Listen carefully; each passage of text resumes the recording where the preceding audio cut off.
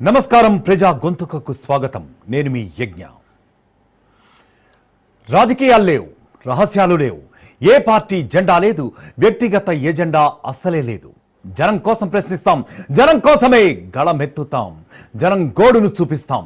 ప్రజా సమస్యలపై అలు పెరుగని పోరాటం, పరిష్కార మార్గం కోసమే మా అన్వేషణ. పాలకుల మొద్దు నిద్ర వదిలించడమే రాజ్ న్యూస్ ముఖ్య ఉద్దేశం. పేదోడి ఆనందమే మా అంతిమ లక్ష్యం. సమస్య మీది, పోరాటం మాది. ప్రచారం కోసం కాదు, పరిష్కారం కోసం ముందుకెళ్దాం. అహంతో ఉన్న నేతల కళ్ళు తెరిపిద్దాం, సామాన్యుడికి అండగా నిలుద్దాం, ప్రజాగళం విప్పుదాం. ప్రజా పాలన కోసం, ప్రజాస్వామ్య పరిరక్షణ కోసం కృషి చేద్దాం. అందుకు రాజ్ న్యూస్ ప్రజా గొంతుక కార్యక్రమాన్ని ఆయుధంగా చేసుకుందాం.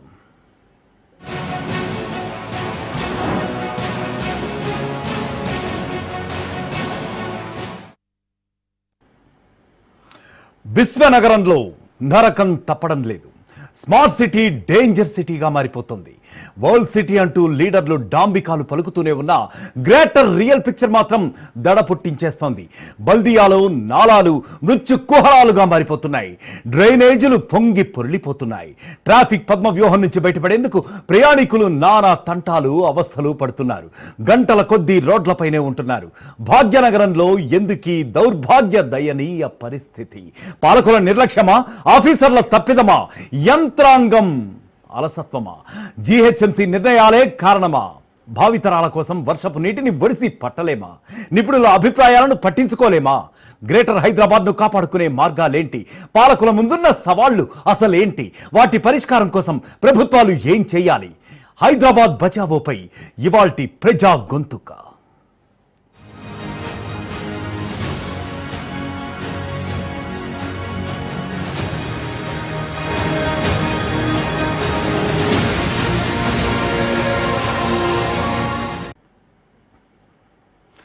వర్షాభిభత్సం ప్రతి ఏటా కొనసాగుతూనే ఉంది.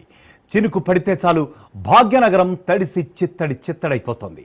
జడివానతో హైదరాబాద్ అతలాకుతలమైపోతోంది. వరద ముప్పును నివారించేందుకే ప్రభుత్వం వేల కోట్ల రూపాయలను ఖర్చు పెడుతోంది.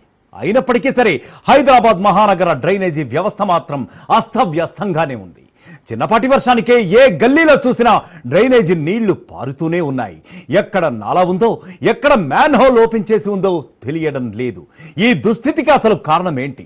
ప్రజలు నానా అవస్థలు పడ్డానికి బాధ్యులెవరు? ఇప్పుడు అందరి మదిలో మెదులుతున్న ప్రశ్నలు ఇవే.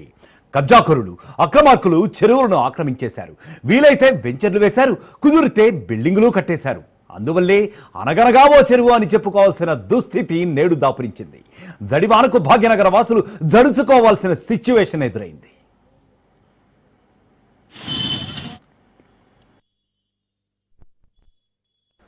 గ్రేటర్ హైదరాబాద్లో అనేక చెరువులు కనుమరుగైపోతున్నాయి. చెరువు ప్రాంతాల్లో లేఅవుట్లు చేసి అమ్మడం, భవనాలను నిర్మించి ఇళ్లు విక్రయించడం కామన్ అయిపోతుంది. ఎఫ్టీఎల్ పరిసర ప్రాంతాల వాసులు వరద ముంపునకు గురవుతున్నారు. దీంతో ఇళ్లు కొనుక్కున్న వాళ్ళంతా నరకాన్ని చవి చూస్తున్నారు. ఎవరో చేసిన తప్పిదానికి మరొకరు నరకం అనుభవిస్తున్నారు. చెరువుల్లోకి కొందరు అక్రమంగా చొరబడితే మరికొందరికి ప్రభుత్వ అధికారులు ఇష్టారాజ్యంగా పర్మిషన్లు ఇచ్చేశారు. ఇదే సామాన్యుడికి శాపంగా పరిణమించింది. 1975లో జరిగిన ఒక సర్వే ప్రకారం చెరువుల సంఖ్య అప్పట్లో 159గా తేలింది. 2000 నాటికి ఆ చెరువుల సంఖ్య 40కి పడిపోయింది. సరిగ్గా 25 ఏళ్ల తర్వాత అవే వేళ్ల మీద లెక్క పెట్టే సంఖ్యకు ఇప్పుడు చేరుకున్నాయి. అత్యంత దారుణంగా తయారైంది భాగ్యనగర పరిస్థితి. ఉన్న చెరువులు ఆక్రమణలతో కుంచుకుపోయాయి. చెరువులు, కుంటలు ఉండాల్సిన చోట కాంక్రీటు భవనాలు వెలియడంతో నీళ్లు భూగర్భంలోకి చేరే పరిస్థితే లేకుండా పోయింది సగటు భాగ్యనగర వాసికి.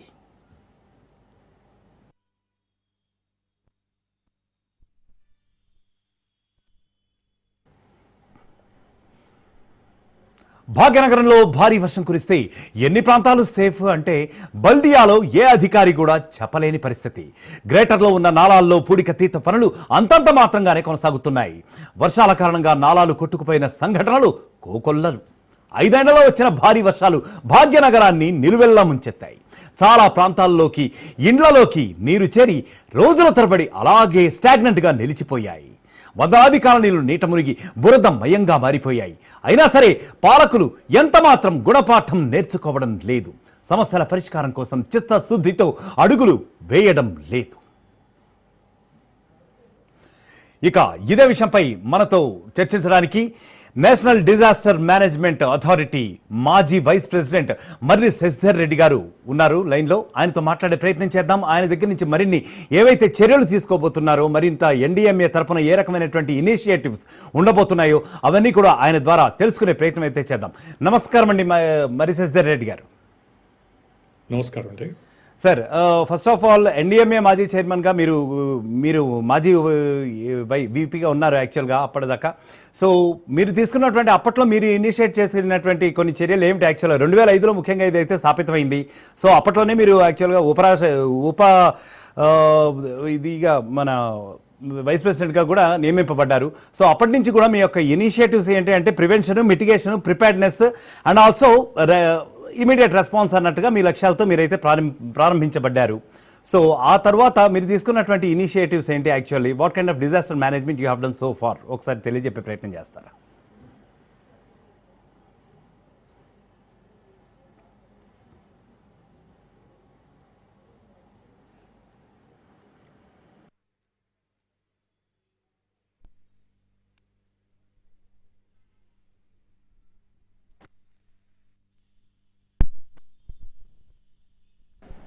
చెప్పండి సార్ మర్రి శశిధర్ రెడ్డి గారు.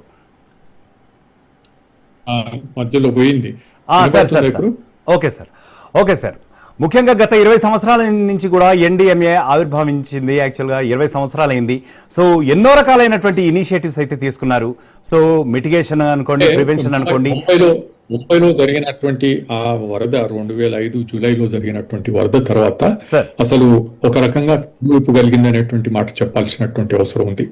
సరే, నేను హైదరాబాద్ పట్టణంలో ప్రజాప్రతినిధిగా ఉన్నటువంటి నా అనుభవం 1292 మొట్టమొదటిసారి గెలిచినప్పుడు అసలు ఎవరు చూసినా స్టామ్ వాటర్ డ్రైనేజ్ సిస్టమ్ అంటే వర్షపు నీరు మనల్ని దానికి సంబంధించినటువంటి వ్యవస్థ ఏ విధంగా ఉంది అనేటువంటిది చాలా లో ప్రయారిటీగా ఉండేది. కానీ ఎప్పుడైతే క్రమంగా వర్షాలు పెరుగుతూ వచ్చాయో, అది కూడా ఎక్స్ట్రీమ్ వెదర్ ఈవెంట్ అంటారు, తక్కువ సమయంలో ఎక్కువ వర్షం కురిసేటువంటి పరిస్థితులు ఏర్పడ్డాయో అందరి దృష్టి దానిపైన. ఇప్పుడు ఎవరు చూసినా కూడా మా చెరువుల గురించి గతంలో ఉన్నటువంటి చెరువులు, కుంటల గురించి ఏ విధంగా ఆక్రమణ గురైనాయి అనేటువంటి ఆందోళన కలిగించేటువంటి అంశాలపైన చర్చ జరుగుతుంటుంది. అయితే ఎన్డీఎంఏలో మొట్టమొదటిసారిగా పట్టణ ప్రాంతాల్లో సంభవించేటువంటి వరదలు, గ్రామీణ ప్రాంతాల్లో సంభవించేటువంటి వరదలకు భిన్నంగా ఉంటాయి. దీనికి దీనికి కారణాలు వేరు, దీన్ని ఎదుర్కోవడానికి కావాల్సినటువంటి స్ట్రాటజీ వేరే అనేటువంటి అంశంతో మొట్టమొదటిసారిగా దీన్ని ఒక ప్రత్యేక విపత్తుగా గుర్తించి దానికి సంబంధించినటువంటి గైడ్ లైన్స్ తయారు చేయడం జరిగింది. 2010లో వీటిని విడుదల చేసినటువంటి నేపథ్యంలో దేశవ్యాప్తంగా ఉన్నటువంటి అన్ని రాష్ట్రాలకు, అన్ని పట్టణాలకు వీటిని పంపించిన నా పర్సనల్ అబ్జర్వేషన్ అనుభవం ఏమిటంటే చాలా ఎక్కువ, అంటే సరే మనకు ఏదైనా పనులు చేయాలన్నప్పుడు డబ్బుతో కూడినటువంటి వర్క్ అంటే ఫండ్స్ కావాల్సి వస్తుంది. ఎక్కువ ఫండ్స్ అవసరం లేకుండా మామూలుగా మనకు నిధుల అవసరం ఎక్కువగా ప్రమేయం లేకుండా కూడా చేయగలిగినటువంటి పనులు ఎన్నో ఉంటాయి.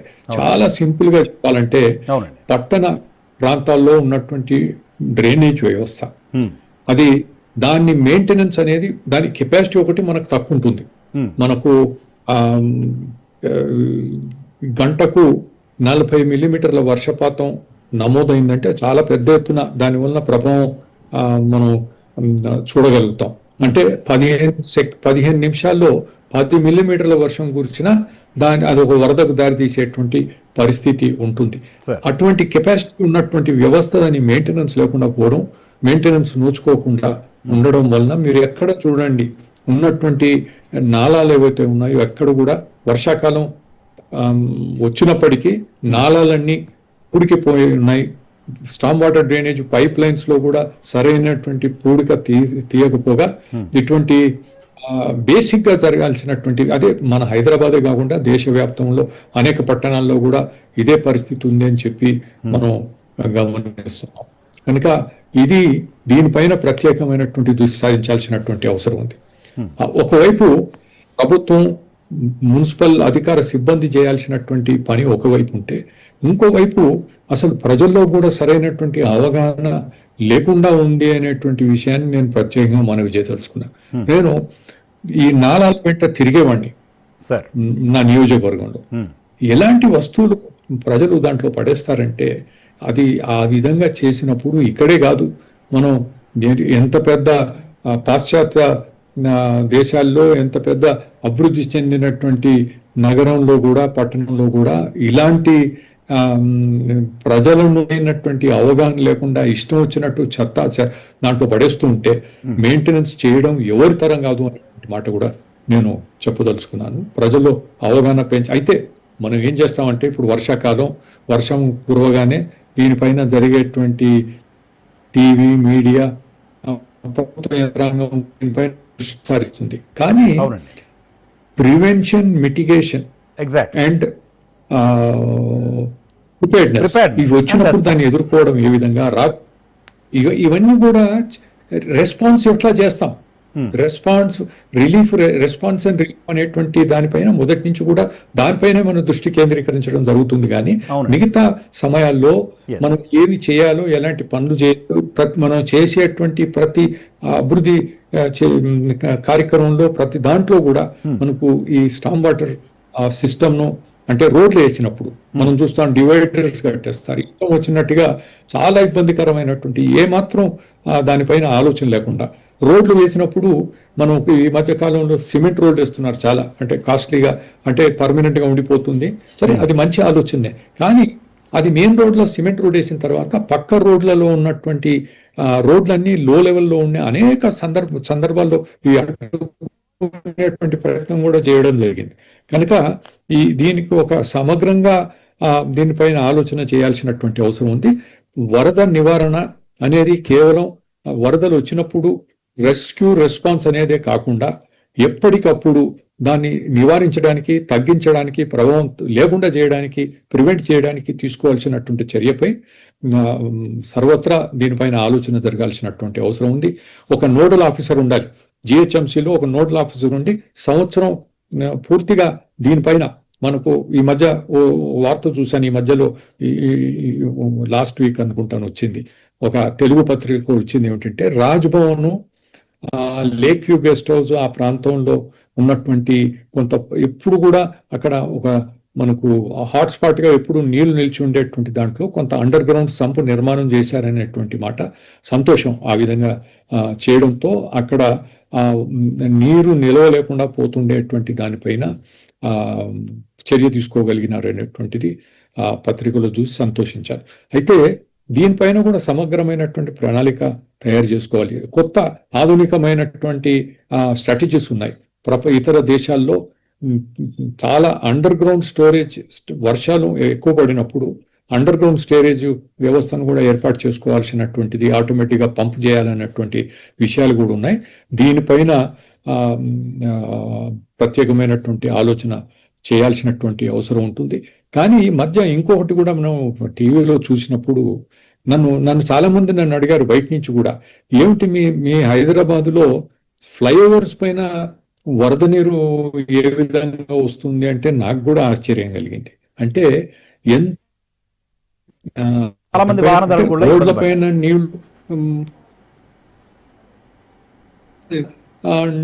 నీళ్లు అంత నిలువ ఉండడం అసలు ఏమిటి అది అంటే ప్లానింగ్ లో చాలా పెద్ద లోపం ఉంది అనేటువంటిది మనం అర్థం చేసుకోవచ్చు. ఇటువంటివన్నిటిని కూడా రివ్యూ చేయాలి. వర్షాలు అయిపోయినాయి, రాత్ గయి బాత్ గయి అనేటువంటిది కాకుండా జరిగినటువంటి ప్రతి అంశం పైన దానికి ఒక ప్రత్యేకమైనటువంటి అధికారి, తర్వాత థర్డ్ పార్టీ ఇన్వాల్వ్మెంట్ కూడా ఉండాలి. యూనివర్సిటీస్ ఉన్నాయి, ఇతర సంస్థలు ఉంటాయి, వీటన్నిటిపైన అధ్యయనం చేస్తూ డాక్యుమెంటేషన్ చేయాలి. ఎక్కడ ఏం జరిగింది అనేటువంటిది డాక్యుమెంటేషన్ చేయడం చాలా అవసరం. లేకపోతే నెక్స్ట్ టైం వచ్చేసరికి ఇంకోటి మర్చిపోతాం, మళ్ళీ పాత విషయాలు గుర్తుండవు. ఈ విధంగా చేసుకుంటూ దానికి ఒక పూర్తి స్ట్రాటజీతో ముందుకు పోవాలి. ఇది కేవలం వర్షాకాలంతో సరిపడేటువంటి పనులు, ఎమర్జెన్సీగా వర్షాకాలంలో అందుబాటులో ఉండి ప్రజలకు ఇబ్బందులు కలగకుండా చూసుకోవాల్సినటువంటి అవసరం ఉంది. అయితే ఇంకోటి అర్లీ వార్నింగ్, ఫోర్కాస్టింగ్. నేను ఎన్డీఎంఏలో సభ్యునిగా ఉన్నటువంటి సమయంలో రోషయ్య గారు ముఖ్యమంత్రిగా ఉన్నప్పుడు బేగంపేట వాతావరణ విభాగం పైన ఒకటి దూరం నుంచి చూస్తే అప్పుడు ఏదో వరల్డ్ కప్ జరుగుతుంది, దానికి ఏదైనా అడ్వర్టైజ్మెంట్ అని చాలా మంది అనుకున్నారు. ఒక రౌండ్ ఫుట్బాల్ షేప్ లో ఉండేటువంటి అక్కడ డాప్లర్ వెదర్ రేడార్ ని ఏర్పాటు చేయించడం జరిగింది. దేశంలో హైదరాబాద్ కి ఇచ్చే ఆలోచన వారికి లేనప్పటికీ కూడా నేను పట్టుబట్టి అది పెట్టించాను. దాని వలన మనకి ఏమిటంటే 3 నుంచి 6 గంటలకు ముందస్తు మనం ఫోర్కాస్టింగ్ చేయడానికి అవకాశం ఉంటుంది. డాప్లర్ వెదర్ రేడ్ అది మనకు చాలా కీలకమైనటువంటి పరికరం. అది మనకు దాన్ని పూర్తిగా దాని నుంచి వచ్చేటువంటి రిపోర్ట్స్ ని అన్ని కూడా పూర్తిగా మనం వినియోగించుకోవాల్సినటువంటి అవసరం ఉంటుంది. అయితే మనం ఫోర్కాస్టింగ్ చూస్తాం, మనం వాతావరణ విభాగం ఇచ్చేటువంటిది అనేక చోట్ల తీవ్ర పెద్ద వర్షం కురుస్తుంది, heavy rainfall, very heavy rainfall, ఇలాంటివన్నీ వస్తాయి.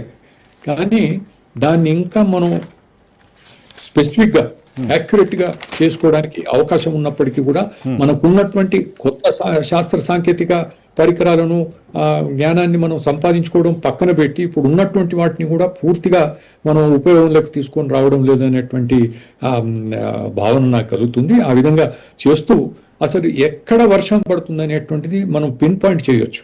ఇప్పుడు ఈ మధ్య మనం చూస్తున్నాం కొత్తగా డిజిపిన్ అనేటువంటి వ్యవస్థ వచ్చింది. అవునండి. అంటే ఒక బిల్డింగ్ కు ఉన్నటువంటి అడ్రస్, అంటే మనం మామూలుగా హౌస్ నంబర్స్ ఈ లొకేషనే కాకుండా డిజిపిన్ తో కరెక్ట్ గా యాక్యురేట్ గా పిన్ పాయింట్ చేయడానికి ఆస్కారం ఉంటుంది. పోస్టల్ డిపార్ట్మెంట్ వాడు అదే విధంగా ఎన్ఆర్ఎస్సి వాళ్ళు కలిపి చేశారు. మనం ఈ దీంట్లో యాక్యురసీని పెంచుకోవడానికి ఎక్కడ వర్షం కురుస్తుంది, అయితే మనకు ఇంకోటి ప్రజల్లో అవగాహన లేకుండా ఉండడానికి ఒక అంశాన్ని నేను ప్రస్తావిస్తాను. ఇప్పుడు హైదరాబాద్ మొత్తం మూసీ పారివాహిక ప్రాంతంలో ఉంది. మనం నిజాంపేట అవతలికి పోతే గోదావరి పారివాహిక ప్రాంతానికి పోతుంది, అక్కడ రిడ్జ్ వస్తుంది మనకు, అది అవతలి పడేటువంటిదంతా కూడా గోదావరి మంజిరా దాంట్లోకి వెళ్ళిపోతుంది. ఈ మూసీ కృష్ణ పారివాహిక ప్రాంతంలో ఉన్నటువంటి దాంట్లో మనకుండే మూసీ నదిలోకి 13 నాలాలుగా కురిసినటువంటి వర్షం అంతా కూడా 13 నాలాలుగా మూసీలో వెళ్ళి కలుస్తుంది. ఆ 13 నాలాల మధ్య అంటే అవి వాటర్ షెడ్స్ అనేటువంటి దానికి ఏదైతే క్యాచ్మెంట్ ఏరియా ఉంటుందో ఆ క్యాచ్మెంట్ ఏరియా అవతల పడితే పక్క నాలాలకు పోతుంది. వీటిని డెసిగ్నేట్ చేయాలి, నంబరింగ్ ఇవ్వండి, ఏదో ఒకటి చెప్పండి. ఇప్పుడు మీరు ఏ క్యాచ్మెంట్, ఏ వాటర్ షెడ్ లో ఉన్నారు, ఏ క్యాచ్మెంట్ లో ఉన్నారు అనేది మనకు అంటే వచ్చే వర్షం అవతల వెళ్ళిపోతుంది. ఎక్కడ మనం సరైనటువంటి సహాయ కార్యక్రమాలను అందజేయాలో దాన్ని తేల్చుకోవడానికి అంటే వర్షాన్ని మనం ఆపలేం. మొన్ననే అమెరికా రాజధాని అయినటువంటి వాషింగ్టన్ నగరంలో కూడా విపరీతమైనటువంటి వర్షం మనకు ఇక్కడే జరిగిందని కాదు, టోక్యోలో కురుస్తుంది, అమెరికాలో కురుస్తుంది. వాషింగ్టన్ అంత పెద్ద అమెరికా దేశానికి రాజధానిగా ఉన్నటువంటి ఎవరిని వదిలిపెట్టడం లేదు. వాతావరణ మార్పు, క్లైమేట్ చేంజ్ వలన తక్కువ సమయంలో ఎక్కువ వర్షం కురిసేటువంటి పరిస్థితులు ఎక్కువగా మనం చూస్తున్నాం. అనేక అధ్యయనాలు చేసినటువంటి ఫలితంగా ఐపీసీసీ మిగతా సంస్థలన్నీ కూడా చేసినటువంటి అధ్యయనం ఇది ఇంకా రాను ఇంకా పెరుగుతుంది, కానీ ఇది తగ్గదు. నార్మల్ రెయిన్ఫాల్ అనుకున్నట్టు రీతిగా పడుతుందని మనం అనుకోవడానికి లేదు. We should be prepared. తక్కువ సమయంలో ఎక్కువ వర్షం వస్తే దానికి కావాల్సినటువంటి కంటింజెన్సీ ప్లాన్, దానికి కావాల్సినటువంటి రెస్పాన్స్ ప్లాన్, దాని నుంచి నష్టం జరగకుండా తీసుకోవాల్సినటువంటి చర్యలు, ఇవన్నిటిపైన ఒక పూర్తిగా ఆలోచన చేయాల్సినటువంటి అవసరం ఉంది. అయితే ముఖ్యంగా చెప్పండి శశిధర్ రెడ్డి గారు, ఎందుకంటే 2005లో ఎప్పుడైతే మీరు దానికి డిప్యూటీ వైస్ ప్రెసిడెంట్గా నియమింపబడ్డారో అప్పటి పరిస్థితి అయితే వేరు. దాదాపు రెండు దశాబ్దాలు ఖచ్చితంగా అయింది. సో ఇప్పుడున్నటువంటి వాతావరణ పరిస్థితులు కానివ్వండి, అలాగే నగరీకరణ బేసిక్గా, సో అర్బనైజేషన్ యాక్చువల్గా ఈ 2 దశాబ్దాల్లో కూడా ముఖ్యంగా హైదరాబాద్ నగరం వరకు కూడా తీసుకుంటే చాలా శరవేగంగా విస్తరించింది. మరి అప్పటికి ఇప్పటికీ ఏమైనా స్ట్రాటజీస్లో ఏమైనా డిఫరెన్సెస్ రావాలి అంటారా? టెక్నికల్గా కానివ్వండి, అడ్వాన్స్మెంట్ పరంగా కానివ్వండి. తప్పకుండా రావాల్సినటువంటి అవసరం ఉంది. అర్బనైజేషన్ అనేది దీన్ని మనం ఆపలేము, ఇంకా పెరుగుతూనే ఉంది. మామూలుగా అర్బనైజేషన్ కన్నా ముందు కురిసినటువంటి వర్షంలో శాతం వరకు భూమిలో ఇంకిపోయే పరిస్థితులు ఉండేవి. ఇప్పుడు కురిసినటువంటి దాంట్లో 95% అది వరదగా ప్రవహించేటువంటి పరిస్థితులు ఉన్నాయి. దీన్ని మనం ఇన్సిస్ట్ చేస్తూ వచ్చాం. ఎక్కడికక్కడ సిమెంట్ వేయాలి, ఎక్కడికక్కడ మనం నీళ్లు అంటే మట్టి అది ఈ డ్రైనేజ్ సిస్టంలోకి రాకూడదని చెప్పి అప్పుడు ఉన్నటువంటి ఆలోచనలు అది మార్చుకొని ఎక్కడి వర్షం అక్కడ సరే రెయిన్ వాటర్ హార్వెస్టింగ్, మనం ఇంకుడు గుంతలు అనేటువంటి దానిపైన ఎప్పుడో ఒకసారి శ్రద్ధ తీసుకుంటారు. నిర్మాణమైనటువంటి ఇంకుడు గుంతల పరిస్థితి ఏ విధంగా ఉంది అనేటువంటిది ఇది ఎవరి బాధ్యత? కేవలం అధికార యంత్రాంగం పైన డిపెండ్ కాకుండా రెసిడెన్స్ వెల్ఫేర్ అసోసియేషన్స్ ఉన్నాయి, కాలనీస్ ఉన్నాయి, అసోసియేషన్స్ ఉన్నాయి. వాటిని నేను చాలా చోట్ల చూస్తున్నాను. ఇంకుడు గుంతలు ఉన్నటువంటి చోట అది దానిపైన చెత్త చెదరం అది ఏమాత్రం ఇంకుడు గుంతగా పనికి రాకుండా పోయేటువంటి పరిస్థితులు కూడా మనం చూస్తున్నాం. కనుక it has to be continuous process. అందరి సహకారం, అందరి ఇన్వాల్వ్మెంట్ ఉండాలి. ప్రభుత్వ పరంగా కూడా కొత్త టెక్నాలజీస్ ఎక్కువగా మనం నీరుని భూమిలోకి అబ్జర్వ్ చేసుకునేటువంటి టెక్నాలజీస్ కూడా ఉన్నాయి. మనం వేసేటువంటి పేమెంట్స్ కానీ, ఫుట్పాత్ మీద వేసేటువంటి పేమెంట్స్ కానీ, కాంప్లెక్స్ లోపల ఉన్నటువంటి మనం ఫ్లోరింగ్ ఏదైతే చేస్తామో అట్లాంటి వాటిని కూడా మనం ఈ రన్ ఆఫ్ అంటే ఈ వరద కురిసినటువంటి వర్షం ప్రవహించి బయటికి పోకుండా ఉండడానికి ఎక్కడి నీళ్ళు అక్కడ మనం దాన్ని ఏ విధంగా సేవ్ చేసుకోవచ్చు, ఈ వరదను తగ్గించి దాని తాటిని తగ్గించుకునేటువంటి దిశలో మనం ఆలోచన చేయాల్సినటువంటి అవసరం ఉంది. రైట్. అయితే ముఖ్యంగా శశిధర్ రెడ్డి గారు, నేటి సంస్కృతిలో చూసుకుంటే అపార్ట్మెంట్ లివింగ్ కల్చర్ అనేది బాగా పెరిగిపోయింది. అట్ ద సేమ్ టైం ఈ real estate business point of వ్యూలో అనుకోండి, లేదంటే కాంట్రాక్టర్స్ పాయింట్ ఆఫ్ వ్యూలో అనుకోండి, ఇదంతా కూడా ఏం జరుగుతుందంటే ఒక రకమైనటువంటి నామ్స్ ప్రకారమే కొన్ని కన్స్ట్రక్షన్స్ కావట్లేదు. అంటే ఒక అంచనా ప్రకారం 85% of the constructions are not happening as per the norms అని చెప్పి కూడా ఒక రకమైనటువంటి వాదన కూడా వినిపిస్తోంది. అండ్ ఆఫ్ కోర్స్ అది జరుగుతోంది కూడా. మరి ఇవన్నీ కూడా నివారించడానికి ఎన్డీఎంఏ ఏమన్నా ఇనిషియేట్ తీసుకునే అవకాశం ఉందా రానున్న రోజుల్లో? ఎందుకంటే నేడు ఉన్నటువంటి కాలమాన పరిస్థితులను దృష్టిలో పెట్టుకుని ఇప్పుడు ఎన్డీఎంఏ ఒక పాలసీ గైడ్ లైన్స్ దిశానిర్దేశం చేసేటువంటి సంస్థగా మనం గుర్తుంచుకోవాలి. గ్రాస్ అంటే కటింగ్ ఎడ్జ్ కింది స్థాయిలో స్థానిక సంస్థల పైన ఈ బాధ్యత ఉంటుంది. ఇది జాతీయ స్థాయిలో పనిచేసేటువంటి సంస్థలు ఒక మార్గదర్శకాలు ఇవ్వగలుగుతుంది, కానీ దాన్ని ఇంప్లిమెంట్ చేస్తూ మీరు చెప్పినటువంటి వాటిలో సరే ఉన్నదాన్ని డీవియేట్ చేస్తూ నిర్మాణాలు చేయడం, దాంట్లో కొన్ని అంశాలు మనకు అంటే వరద ఈరోజు ప్రత్యేకంగా పట్టణ ప్రాంతాల్లో వరద సమస్య గురించి మాట్లాడుతున్నప్పుడు దీనికి సంబంధించినటువంటి అంశాలలో మనం ఒక లేఅవుట్ తయారు చేసినప్పుడు మేము ఎన్డీఎంఏ గైడ్ లైన్స్ మేము ఇచ్చిన దాంట్లో ఉంది. ఎప్పుడైతే లేఅవుట్ తయారు చేస్తారో మీరు లోయెస్ట్ ఏరియా ఏదైతే ఉంటుందో అక్కడ ఉండేటువంటి ప్లాట్ని మీరు పార్క్గా కానీ పార్కింగ్ ప్లేస్గా కానీ మీరు వాడుకోగలిగితే మనకు అక్కడ ఇళ్ల నిర్మాణం జరగకుండా ఉంటే మనకు అక్కడ ఎప్పుడైనా వర్షాకాలంలో ఖచ్చితంగా నీరు అక్కడ జమ అవుతుంది. దానివల్ల నష్టం జరగకుండా ఉంటుంది. ప్లే గ్రౌండ్ ఒక రోజు 2 రోజులు వాడుకోకుండా పర్వాలేదు, కానీ ఇళ్లకు నీళ్లు రాకుండా ప్రజలకు ఇబ్బంది కలగకుండా ఉండే పార్కింగ్ కొరకు కేటాయించినటువంటి స్థలం కూడా కీప్ ఇట్ అవసరమైతే కొంత లో లెవెల్లో పార్క్ ప్లే గ్రౌండ్స్కి ఇట్లాంటి వాటిని అంటే వీటన్నిటినీ కూడా జాగ్రత్తగా పరిశీలించాల్సినటువంటి అవసరం ఉంది. అసలు నేను చాలా సందర్భాల్లో చూసింది ఎప్పుడైతే కొత్త బిల్డింగ్ కు పర్మిషన్ ఇస్తారో అప్పుడు ఉన్నటువంటి న్యాచురల్ టోపోగ్రఫీ ప్రకారం స్టామ్ వాటర్ ని ఎవ్వరూ అడ్డుకోవడానికి వీల్లేదు. చట్టపరంగా అది తప్పు అయినప్పటికీ కూడా అంటే కొన్ని ప్లాన్ శాంక్షన్ చేసినప్పుడు నేను ప్రత్యేకంగా చూశాను, దాంట్లో రెడ్ పెన్ తో మార్క్ చేస్తారు స్టామ్ వాటర్ డ్రైన్ లోపల ఉంటుంది. వాళ్ళు ఏం చేస్తారంటే ఆ అపార్ట్మెంట్ నిర్మాణం చేసింది అంటే ఆ వెనకాల నుంచి వచ్చే నీళ్లు మళ్ళీ ముందుకు పోవాలి. మనం అడ్డుకుంటే మన దాంట్లో మన ప్రాపర్టీలోకి రాకుండా అడ్డుకుంటే వెనకాల వరదైపోతుంది. అది ముందుకు పోకుండా వాళ్ళు అడ్డుకుంటే మనకి ఇబ్బంది అవుతుంది. అంటే ఇట్లాంటివన్నీ కూడా చాలా క్లారిటీతో తర్వాత చేయకపోతే ఇబ్బందులు వస్తాయి. తర్వాత ఇంకో సందర్భంలో మనం చూసాం, కొన్ని కొత్త నిర్మాణాలు చేస్తున్నప్పుడు ఉన్నటువంటి స్టామ్ వాటర్ డ్రైన్స్ ని ఉన్నటువంటి ఆ ప్రవహించేటువంటి దాన్ని అడ్డుకొని చాలా రైట్ యాంగిల్లో దాన్ని మార్చేస్తే దానివలన ఆ బ్యాక్ వాటర్ అంతా కూడా వెనకాలకి ప్రెషర్తో వెనకకు పోయి అక్కడ నీళ్లు నిలబడిపోయేటువంటి పరిస్థితులు ఉంటాయి. తర్వాత నాలాలు ఉన్నాయి మనకు. ఇప్పుడు కూకుట్పల్లి నాలా నా నియోజకవర్గంలో బేగంపేట ప్రాంతంలో నేను చెప్పి నేను ఎన్నిసార్లు చెప్పినా హైయెస్ట్ లెవెల్లో కమిషనర్స్కి, చీఫ్ ఇంజనీర్స్కి అట్లాంటి వాళ్ళకి కూడా చెప్పిన. ఇప్పుడు మామూలుగా ఏమవుతుందంటే నాలా ఇరువైపులా ఉండేటువంటి ప్రాంతం అంతా కూడా నాలాల వైపు స్లోప్ ఉంటుంది. ఎందుకంటే అది సహజంగా ఏర్పడినటువంటి నాలా, వాటర్ వే. అది ఇప్పుడు మనం పట్టణ ప్రాంతంలోకి వచ్చేది నాలా కింద, వాగు పొట్టల గ్రామీణ ప్రాంతాల్లో అయితే దాంతో వ్యవసాయానికి నీళ్లు అందించడం ఇట్లాంటివన్నీ కూడా జరుగుతాయి.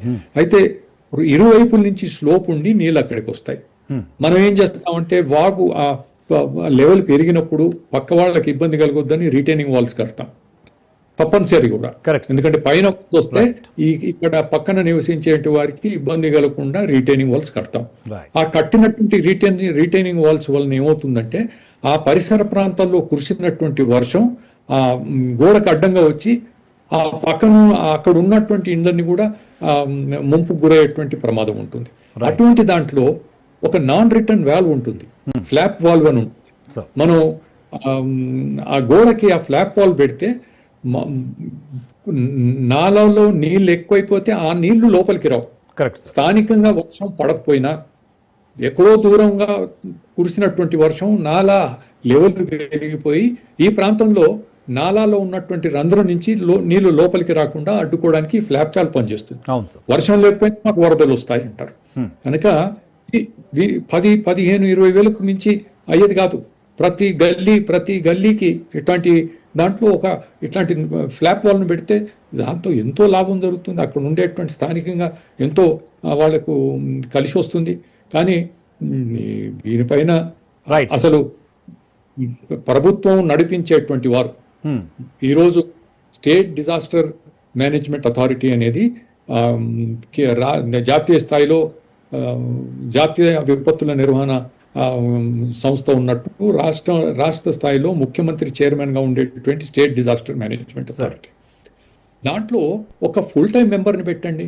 మీరు ప్రభుత్వాలు ఎంతో మందికి ఒక క్యాబినెట్ పోస్ట్ ఇచ్చి ఏదో పదవి ఇవ్వాలని చెప్పి చూస్తుంటారు. దాంట్లో కొంత అనుభవం ఉండి రిటైర్డ్ ఆఫీసరే కావచ్చు, లేకపోతే అనుభవం ఉన్నటువంటి వ్యక్తిని కావచ్చు, అటువంటి వాడికి ఫుల్ టైం వైస్ చైర్మన్ గా పెట్టి అతనికి క్యాబినెట్ హోదా ఇవ్వండి. బీహార్లో గతంలో నేను సభ్యులు ఉన్నటువంటి సమయంలో ఒకసారి బీహార్ పాట్నా సందర్శించినప్పుడు నితీష్ కుమార్ ముఖ్యమంత్రి గారు ఉన్నారు. ఆ రోజు వారితో కలిసినప్పుడు నేను వారిని ఒకటే అంటే ఇది ఒక ఎన్డీఎంఏ, ఇది రాష్ట్రానికి సంబంధించినటువంటి విషయం. కేంద్ర ప్రభుత్వం కానీ ఎన్డీఏ కానీ ఎలాంటి ఒత్తిడి చేయలేదు. అది రాష్ట్రాలకు వదిలిపెట్టినటువంటి అంశం.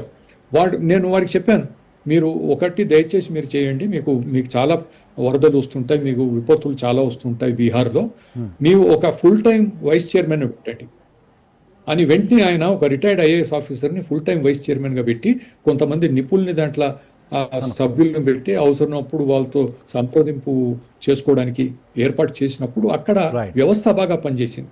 ముఖ్యమంత్రి గారు వారి పనిలో బిజీగా ఉంటారు, మంత్రులు వారి పనిలో బిజీగా ఉంటారు.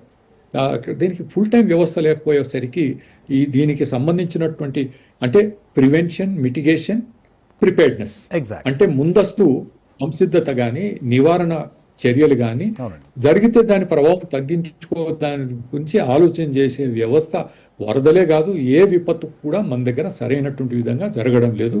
ప్రత్యేకంగా రాష్ట్రాల్లో చాలా చోట్ల ఇదే పరిస్థితి ఉంది.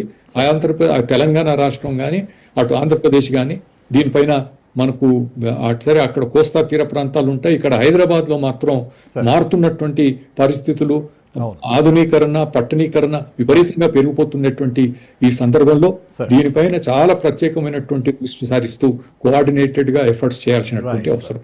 Right sir. Thank you very much Marri Sasidhar Reddy గారు.